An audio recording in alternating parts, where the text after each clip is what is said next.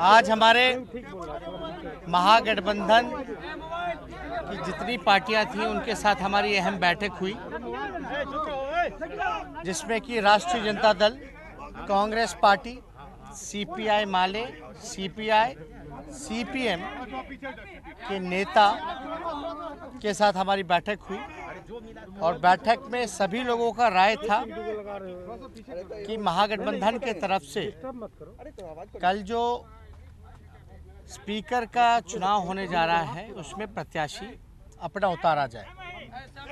तो हम सब लोगों ने, महागठबंधन के सभी साथियों ने मिलकर के फैसला लिया है कि सिवान से जो जीत के आए हैं, जो सबसे अनुभवी रहे हैं, कई बार बिहार विधानसभा के सदस्य रहे हैं,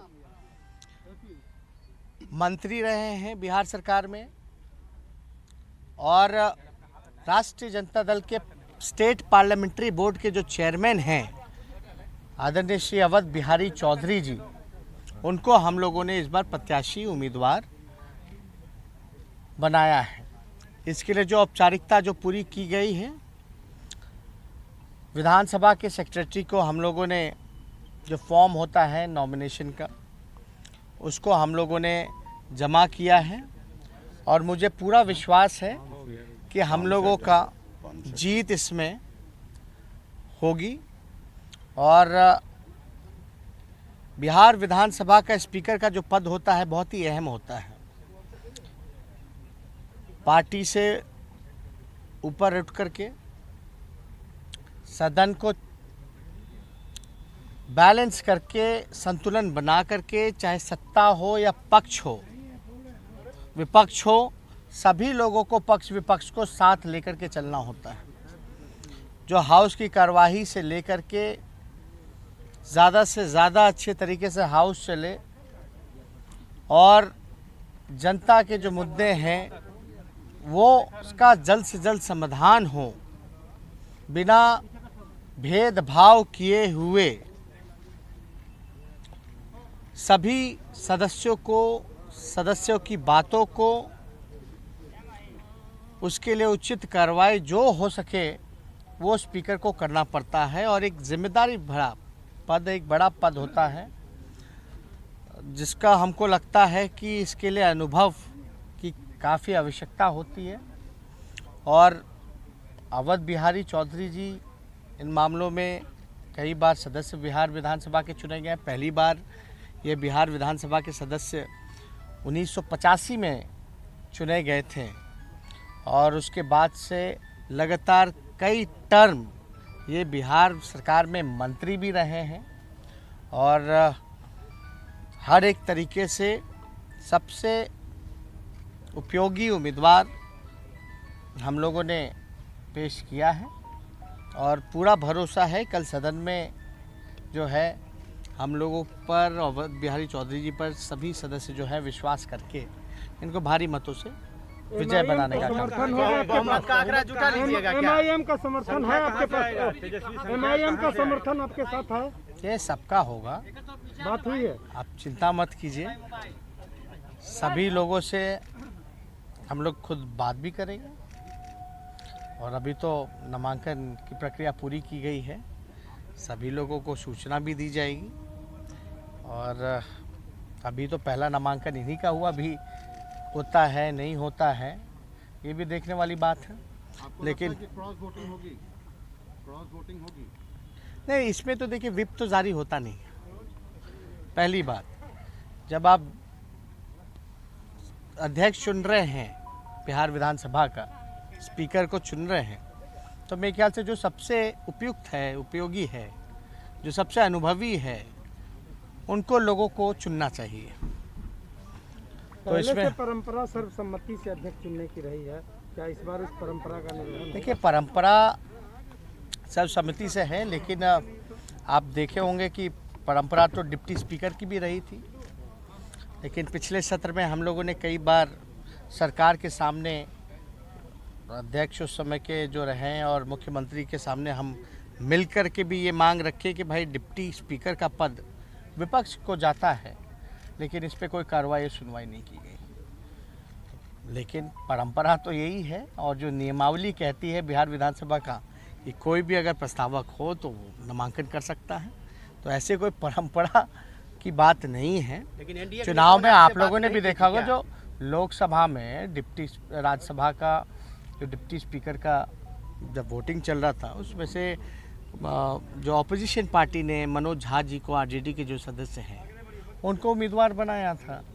तो चुनाव तो ये तो प्रक्रिया है, ये तो चलता रहता, परंपरा, असल परंपरा तो यही है। लेकिन एनडीए के नेताओं ने आप लोगों से संपर्क नहीं किया था कि एक सर्वसम्मति से अध्यक्ष का चुनाव हो? इस तरह की कोई बात नहीं आई थी आपके सामने? अब देखिए, हर पार्टी का, हर गठबंधन का अपना निर्णय होता है। हम लोग तो एनडीए के जितने सदस्य हैं उनसे भी अपील करेंगे, जो सबसे अनुभवी है उसको आप लोग चुनने का काम करिए, जिसकी ईमानदार छवि रही है, जो सबको साथ लेकर के चले, जिसकी भाषा से लेकर के सब कुछ अच्छा है। हम तो चाहेंगे कि ऐसे उम्मीदवार की चयन होनी चाहिए। आपको उम्मीद है कि संख्या बल जुटा लेंगे तेजस्वी जी? अंतरात्मा क्या जागेगी, तो इस पर क्या कहें? अब जागे ना जागे, लेकिन अब तो उन पे हम कुछ टिप्पा टिप्पणी कर नहीं पाएंगे, क्योंकि हम लोगों ने उनके काम को भी देखा है और फिर से वही काम उन्होंने दोहराया है। फिर से भ्रष्टाचारियों को संरक्षण देना और प्रमोशन करना, यही नीतीश कुमार जी का काम रहा है। चाहे बालिका गृह कांड हो, चाहे नियुक्ति घोटाला हो, सृजन घोटाला हो, सभी लोग बड़े बड़े मुकदमे में, बड़े बड़े आपके कोर्ट में मामले भी चल रहे हैं, चाहे सृजन का हो या सीबीआई जांच भी चल रही है। लेकिन एक तो आश्चर्य की बात है ना कि बिहार की जनता ये सोचती कि 60 बड़े घोटाले हो गए, लेकिन अब तक बिहार सरकार का खजाना खाली हो गया, लेकिन अब तक कोई दोषी नहीं है। कोई भूत तो पैसा चुरा के नहीं भागा है, किसी भूत ने बिहार सरकार की तिजोरी तो खाली नहीं की है। कौन अधिकारी है भैया, सब जानना चाहते हैं। किसी ना किसी का दोष तो होगा। जब सरकार ने स्वयं 60 घोटाले जब मानी है, तो उसका जो है वो तो मानना पड़ेगा। एक बार आ जाने, अब उन्हीं से बात करेंगे।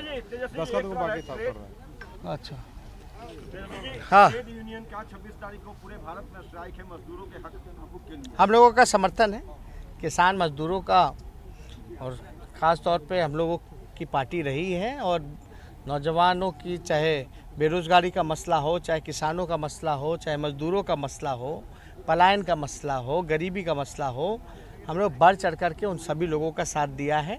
और हमारी पार्टी में भी इस बात को लेकर के चर्चा हुई है। हम लोग जो है इसका समर्थन करेंगे। सीबीआई ने नवरूणा फाइल क्लोज करने के लिए आवेदन दे दिया है। सीबीआई ने नवरूणा फाइल को क्लोज करने का आवेदन दिया है, लेकिन दोषी कौन है? इतने वर्षों में सीबीआई नहीं ढूंढ पाई। दोषी है कौन? जिस पे आरोप भी लगे वो भी चुप्पी साधे हुए। तो हमको तो ज़्यादा कुछ नहीं कहना, लेकिन यही तो हम कहना चाहते हैं। 60 घोटाले हो गए, लेकिन अब तक आपको दोषी नहीं मिलेगा।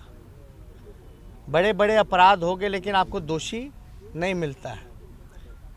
जो नवरूमा कांड हुआ, तो उसका दोषी कौन है? और सिर्फ छोटी मछलियों को पकड़ करके मोहरा बनाया जाता है, बड़ी मछलियां बचती हैं। तो इन सब पर जो है, हम तो चाहेंगे कि फाइल क्लोज होना नहीं चाहिए, बल्कि जस्टिस मिलना चाहिए उसके परिवार को। तेजस्वी जी, एक सवाल की बुला लीजिए। तेजस्वी जी, एक सवाल। प्रधानमंत्री नरेंद्र मोदी, तेजस्वी जी, हाँ, प्रधानमंत्री नरेंद्र मोदी तमाम मुख्यमंत्रियों के साथ बैठक कर रहे हो। बिहार में भी कोरोना जो है लगातार बढ़ता चला जा रहा है। पूरा एक देखिए, चुनाव का आयोजन हुआ, सब कुछ हुआ, लगातार जो है आंकड़े बढ़ते चले जा रहे हैं। 412 केस करते हैं। नहीं, आंकड़े सही भी हैं कि नहीं है? जो हमारे सामने आंकड़े आ रहे हैं, जो आंकड़े भी आ रहे हैं, वो बढ़ रहे हैं, लेकिन वाकई में सही से जांच हो भी रही है कि नहीं हो रही है, हमें तो बड़ा डाउट है। उस समय की बात हम बता रहे हैं। हमने तो कई ऐसे उदाहरण भी दिए थे। पिछला जो सत्र था ज्ञान भवन में, वहाँ भी हमने कई उदाहरण दिए थे कि भाई, जो व्यक्ति टेस्ट भी नहीं कराया उसका भी रिपोर्ट जो है नेगेटिव और पॉजिटिव आ जा रहा है, जिसने नहीं कराया टेस्ट। तो जांच ये गंभीर मसला है लोगों के स्वास्थ्य को लेकर के, और बिहार में कोई भी कोरोना डेडिकेटेड अस्पताल अब तक नहीं बना, डेडिकेटेड फॉर कोरोना, क्योंकि ये बीमारी का वैक्सीन कब आएगा कब जाएगा इसका आपको नहीं पता, किसी को नहीं पता।